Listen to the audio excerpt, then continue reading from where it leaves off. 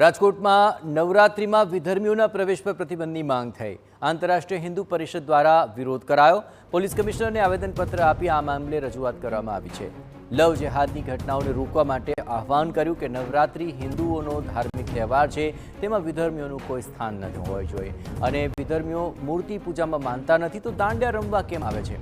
આયોજકો તિલક અને આધાર કાર્ડ ફરજિયાત કરે તેવી માંગ કરી। આયોજકો વિધર્મીઓનો પ્રવેશ નિષેધ કરે તેવી પણ માંગણી કરવામાં આવી છે।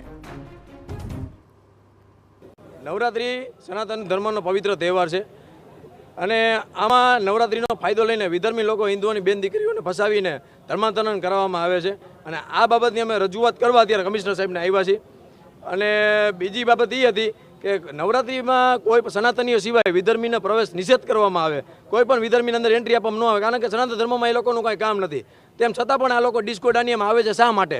ન તો એ લોકો માતાજીને માનતા, નથી એ ભગવાનને માનતા, તો પણ એ લોકોની આવે છે શા માટે? અને જેહાદી માનસિકતા ધરાવતા લોકો જે છે એ ડિસ્કો દાંડિયાવાળા પ્લેટફોર્મવાળા એ લોકો એનું પ્લેટફોર્મ અત્યારે પૂરું પાડે છે। એટલે એ લોકોને પણ અમે રજૂઆત અત્યારે કમિશનર એમને કરશું